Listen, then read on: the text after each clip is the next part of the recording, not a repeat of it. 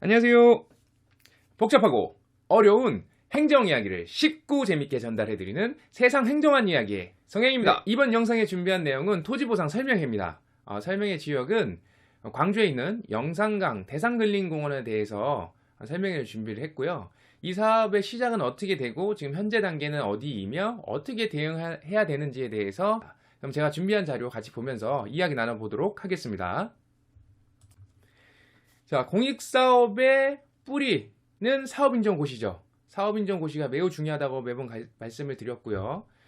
그래서 이 영산강 대산근린공원 사업의 뿌리는 여기 있는 사업시행자 지정 및 실시계획 인가고시, 요게 이제 사업인정고시가 되겠죠.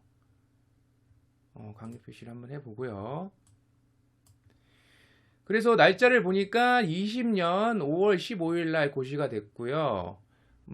사업의 명칭은 영산강 대산근린공원 조성사업이 되겠고, 사업 규모는 보시는 바와 같을 거고요. 사업 시행자가 누굴까요? 사업 시행자는 강주광역시장이 되겠네요. 그리고 사업 시행 기간은 23년 12월 30일까지로 여기 지금 초록색으로 돼 있는 부산지구나 오령지구는 이제 기조성된 데고, 이번에 이제 하게 되는 곳이 여기 이제 신창지구, 독림지구, 덕흥지구, 극락지구, 유덕 2지구, 유덕 1지구, 우산 1지구가 이제 이번에 사업이 실시되는 곳입니다. 그래서 이 광주에 있는 영산강변을 주변으로 지금 이제 근린공원이 생기는 형태입니다. 그러니까 약간 다른 근린공원하고 조금 차이가 있죠. 다른 근린공원 같은 경우는 한 지역에 이렇게 면 사업으로 해서 뭉쳐서 이렇게 돼 있는데, 여기는 이 사업지구는 듬성듬성 이렇게 사업이 진행된다는 게 좀 차이가 있는 것 같습니다. 네, 이 사업의 토지 세목조서에 나와 있는 주소를 하나 찍어서 토지 이용 계획원을 한번 보겠습니다. 도시지역의 자연녹지, 그 다음에 근린공원으로 지정이 돼 있네요. 근린공원으로 지정이 돼 있고, 그 다음에 도시계획을 한번 또 보면요. 네, 여기 어린이공원으로 지금 이렇게 도시계획이 돼 있습니다. 그래서 이 영산강 주변으로 해서 사업이 이제 진행이 되고 있다는 점. 보상계획 열람 공고가 있습니다. 보상계획 열람 공고는 22년 6월 24일 날 됐고, 이 보상계획 열람 공고는 이제 이렇게 토지 조사가 끝났고 지정물 조사가 끝났습니다. 그래서 이제 곧 있으면은 감정평가사를 추천을 해줘 선정이 되면 감정평가를 하겠습니다. 그래서 조서를 한번 보러 오십시오, 한번 열람하십시오 라는 내용이고, 거기에 관련된 공익사업의 계획에 대해서 대략적으로 나와 있고요. 보상계획은 여기 이제 보상 시기는 22년 10월부터 개별 통지한다고 되어 있습니다.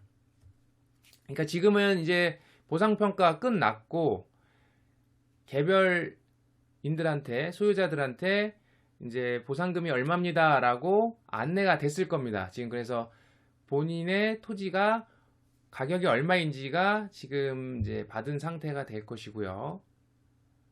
그렇다면 지금은 협의 단계라는 거. 그래서 이제 보상 절차들을 보고 한 번 더 설명을 드리겠습니다. 네, 지금 단계는 협의 요청 단계, 여기에 있는 협의 요청 단계에 있습니다. 지금 앞에 있는 보상 준비라든가 보상 계획권이 끝났고 이제 보상 협의 요청 단계에 있고, 항상 얘기했지만 협의 요청 단계는 협의입니다. 협상이 아니에요. 내가 금액을 얼마 주세요. 안 됩니다. 그 금액 너무 큽니다. 그럼 이 정도로 맞춰주세요 라고 하는 게 아니고, 이미 결정된 그 보상 가격을 가지고 협의를 할 것이냐 안 할 것이냐, 그러니까 동의를 할 것이냐 안 할 것이냐 단계지, 이걸 협상을 통해서 금액이 변동되는 건 아닙니다. 그래서 이 기간에는 같은 금액으로 그 우편물이 올 거예요. 협의해주세요. 또 협의해주세요. 협의해주세요. 같은 금액, 변동되지 않은 금액으로 최초, 재차, 재재차 해서 여러 번 올 겁니다. 그래서 이제 협의 단계에서 이제 협의가 안 되면 사업 시행자도 사업을 진행을 해야 되기 때문에 당연히 이제 수용 신청을 할 겁니다. 그때부터가 불복 절차가 되겠습니다. 그래서 그때부터 불복 절차가 진행이 되고 그 불복 절차 진행이 되면 수용 재결 중앙토지 수용에서 진행이 될 것이고요. 그 다음에 이의 재결 이 또한 중앙토지 수용에서 진행이 될 것이고 이 끝나면 뭐 행정소송 원하시는 행정소송까지 가실 수 있고요. 일단 이 시작이 되면 협의 요청을 했을 때에 1년이 지나면 재평가를 하게 돼 있어요. 그거는 이제 재평가 사유 중에 하나죠. 1년이 지나면 1년이 경과할 때까지 협의가 되지 않으면 재평가를 하게 돼 있습니다.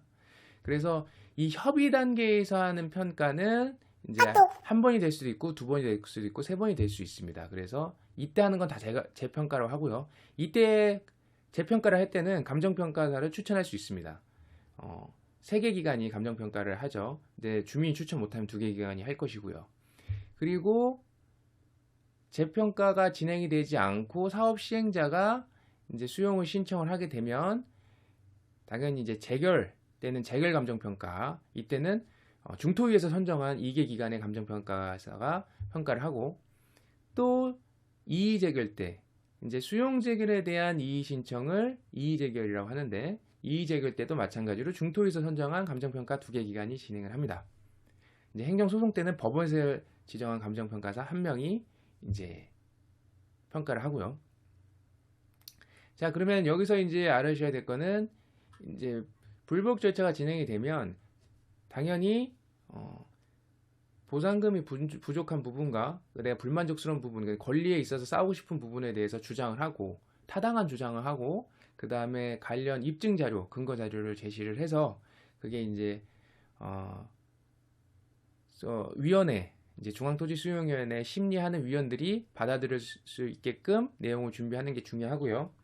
자, 이제 재결이 끝나면 이때 이제 재결서 마지막에 수용 개시일은 얼마입니다. 몇 월 며칠입니다. 라고 나와 있습니다.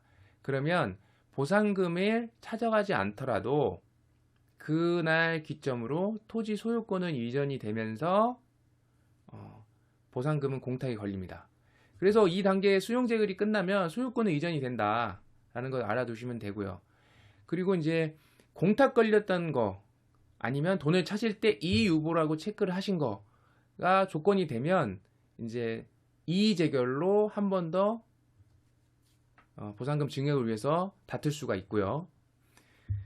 이때 또한 마찬가지로 이제 재결서가 오면 거기에 보상금이 얼마입니다 나와 있어서 이제 추가된 보상금만 또 이제 지급이 되겠습니다.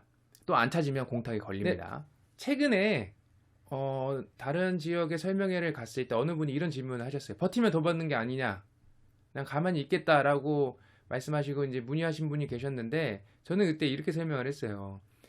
이제 사업 시행자만이 수용 재결 신청에 대한 권한이 있기 때문에 당연히 수용 재결을 신청하면 이 수용 재결 단계까지는 가만히 있어도 어떤 행위가 이루어지겠죠. 다만 그냥 가만히 있는 사람과 그걸 분석해서 타당한 이유를 대해서 대응을 하는 사람하고는 분명히 차이가 있을 것 같아요. 어떤 증액의 높낮이의 차이가 있을 것 같습니다. 그러나 그 뒤로는 이의 재결이나 소송 같은 경우는 본인의 어떤 행위를 하지 않고 가만히 버틴다고 해서는 이 다음 단계 진행이 안 되기 때문에 그런 부분에 대해서는 좀 올바른 대응 방법은 아니다. 자, 지금까지 이제 영산강 대산근린공원 관련해서 사업의 시작과 그다음에 지금 현재 단계, 그리고 어떻게 대응해야 될지에 해서 이제 일반적인 내용을 제가 설명을 드린 겁니다. 개별적인 부분에 대해서 다 이 부분을 적용할 수는 없어요. 어떤 뭐 경우의 수도 너무 많고 예상되는 뭐 시나리오도 너무 많기 때문에 그래서 이런 부분을 참고만 하시고 개별적인 상담을 필요하시다고 하면 아래 연락처로 연락 주시면 제가 이제 그 주소지 한번 알려주시고 하시면 제가 한번 좀 보고 거기 맞춰서 상담을 한번 드려보겠습니다. 그래서 이제 뭐 아래 연락처에 편하게 연락 주시고요. 자, 제가 준비한 내용은 여기까지고 다음엔 좀 더 유익한 정보를 가지고 와서 영상을 준비하겠습니다. 시청해 주셔서 감사합니다.